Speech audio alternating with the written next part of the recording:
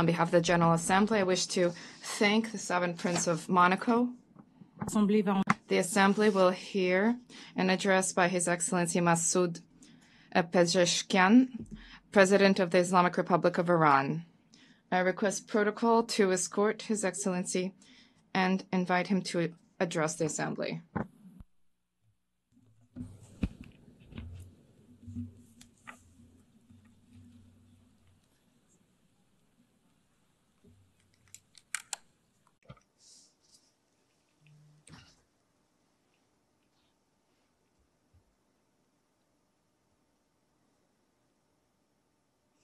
In the name of God, the most compassionate, the most merciful, Mr. Secretary General, Madam President, distinguished representatives, ladies and gentlemen.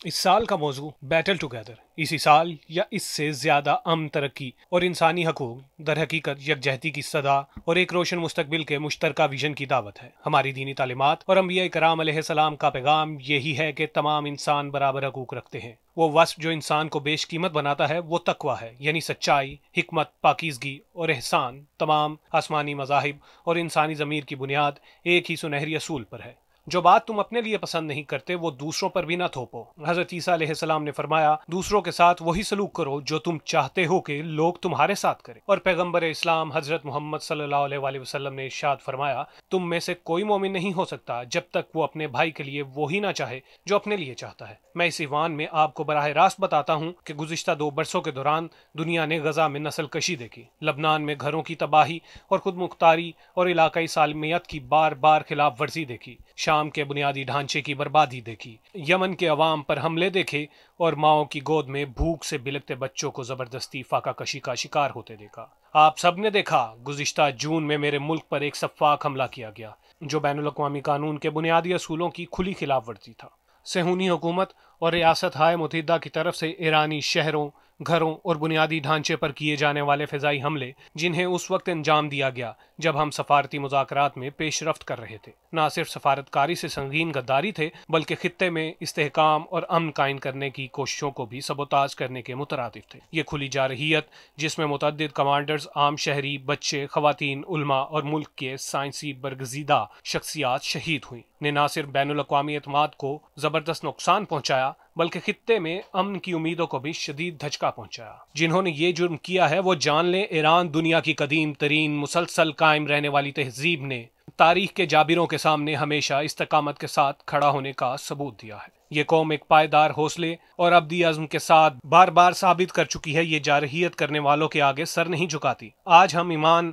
और कौमी यकजहती की ताकत से मुसल्लह होकर फ़ख्र से हमलावरों के सामने खड़े हैं। 12 रोज़ा दिफाई जंग में ईरान के मुहिब्बे वतन और दिलेर अवाम ने हमलावरों के खौफनाक और खुदपसंदी पर मुबनी मंसूबों को बेनकाब किया और उन्हें नाकाम बनाया। ईरान के दुश्मनों ने अपनी मर्जी के बरखिलाफ इस कौम की मुक़द्दस कौमी यकजहती को मज़ीद मजबूत किया। शदीद, तवील और थका देने वाली इक़्तिसादी पाबंदियों, नफ्सियाती और मीडिया वारफेयर और कौम को तकसीम करने की मुसलसल कोशिशों के बावजूद ईरानी अवाम एक बार फिर अपनी मुतहिद, दिलेर, मुसल्लह फ़ौज की सफ़े अव्वल में खड़े हुए हैं। आज भी वो अपने शोहदा को याद रखते हैं और उनके खून की कदर करते हैं। मैं इस ऐवान में एक बार फिर ऐलान करता हूँ, ईरान ने कभी जोहरी हथियार बनाने की कोशिश नहीं की, ना अब कर रहा है और ना मुस्तकबिल में करेगा। हमारा एटमी प्रोग्राम दिफाई और पुरअमन मकासिद के लिए है। हम बड़े पैमाने पर तबाही फैलाने वाले हथियारों के पीछे नहीं हैं। ये कोई वक्ती सियासी मौक़िफ़ नहीं बल्कि हमारे नज़रियाती असूल और हमारे रहबर की शरई हिदायत है। इस फतवा और इसके नज़रिए की रोशनी में हमने कभी